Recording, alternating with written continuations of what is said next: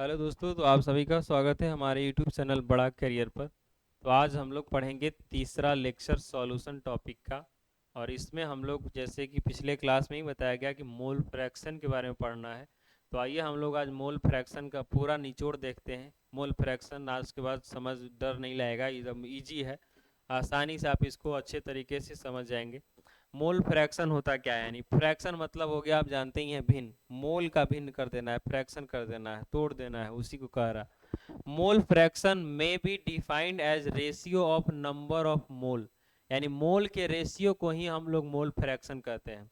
Of one components to the total number of moles of the all components, यानी solvent and solute present in the solution. ये सबके component को ही हम लोग ratio निकालेंगे, यानी मोल फ्रैक्शन में be defined as ratio of number of moles of one component, यानी एक component, to the total number of moles of all component, यानी एक जिसका मोल फ्रैक्शन निकालना है उसको ऊपर रखना है और टोटल मोल फ्रैक्शन को नीचे, टोटल मोल को नीचे रखना है, और ये दोनों को रेशियो निकाल देंगे, वही हमारा मोल फ्रैक्शन निकल जाएगा। हाँ, ये हम लोग इसको एक एग्जांपल से समझते हैं और आसानी से समझ जाएंगे।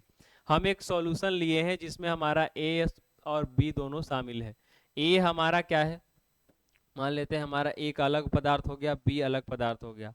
तो मोल ऑफ ए का मोल है, मोल को हम लोग एन से डिनोट करते हैं, इसलिए एन ए लिख दिए हैं। बी का मोल, तो इसका ही मोल होगा तो इसको एन बी कर दिए हैं। ये मोल निकाला हुआ है, ए का मोल ए एन, बी का मोल ए एन बी। कोई दिक्कत इसमें? अब इसी चीज को हम आगे समझने वाले हैं। मोल फ्रैक्शन ऑफ ए पूछ दिया आपको। मोल को एन से डिनोट करते हैं या मोल फ्रैक्शन को एक्स से डिनोट करते हैं। अब अभी जैसे कि पीछे एग्जांपल देखे कि हमारे पास दो था, एक एन ए और एक एन बी, दो पदार्थ हमारे पास था। अब हम इसमें चाह रहे हैं कि ए का मोल फ्रैक्शन निकाले। तो मोल फ्रैक्शन के लिए एक्स निकालना किसका है, ए का। तो अब मोल फ्रैक्शन ऑफ ए निकल रहा है, और यहाँ देखिए आप, तो किसका मोल निकालना है, मोल फ्रैक्शन ए का, तो ए का मोल ऊपर कर देना है और टोटल मोल नीचे कर देना है। तो टोटल मोल हमारा इसमें क्या होगा, ए का भी मोल और बी का भी मोल, ये दोनों के मोल नीचे आ जाएंगे और जिसका मोल निकालना है उसको ऊपर कर देंगे, और यही हमारा होता है मोल फ्रैक्शन। इसमें हम अलग अलग करके सबको निकाले हैं। मोल फ्रैक्शन ऑफ ए, तो एन ए यानी mole of A by mole of A plus mole of B, यानी टोटल मोल।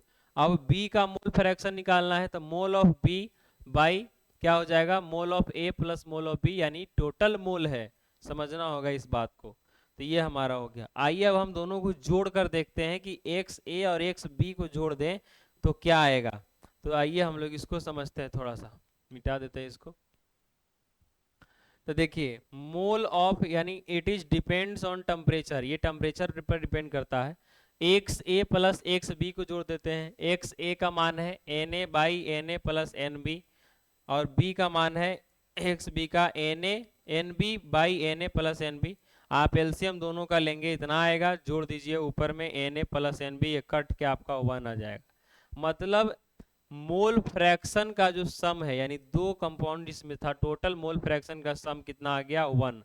अब इसमें से आपको x A plus x B, इसमें से किसी का भी एक मोल फ्रैक्शन दे दिया है, तो आप दूसरा का आसानी से आप उसको निकाल सकते हैं। कैसे? हमको अगर एक्स ए पता पूछ रहा है, एक्स बी पता है, तो वन माइनस इसको उधर ले जाके चल जाएंगे। एक्स बी निकालना हो, यानी मोल फ्रैक्शन ऑफ बी निकालना हो, तो वन माइनस एक्स ए कर देंगे। तो ये फॉर्मूला आप याद रखिएगा, एग्जाम में पूछा जाता है। मोल फ्रैक्शन का सम हमेशा वन होगा, और अगर ही दोनों में से कोई एक दिया हुआ रहेगा तो तीसरा आप ऑटोमेटिक अपने से आप निकाल सकते हैं। ठीक है, तो ये हमारा हो गया मोल फ्रैक्शन से संबंधित points.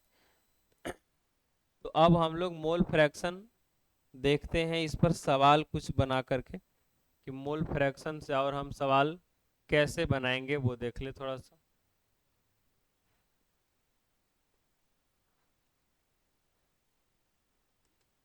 Mole fraction, mole fraction हम लोग पढ़ ही रहे हैं अभी इसमें। नहीं, ये दूसरा चीज आ गया है। तो मोल फ्रैक्शन हम लोग इतना ही देखेंगे, तब तक हम लोग मिलते हैं अब नेक्स्ट वीडियो में। तो इसमें इतना ही है, मोल फ्रैक्शन पढ़ लिए हैं, बाकी अब नेक्स्ट वीडियो में हम लोग देखेंगे आगे जो हमारा टॉपिक होगा।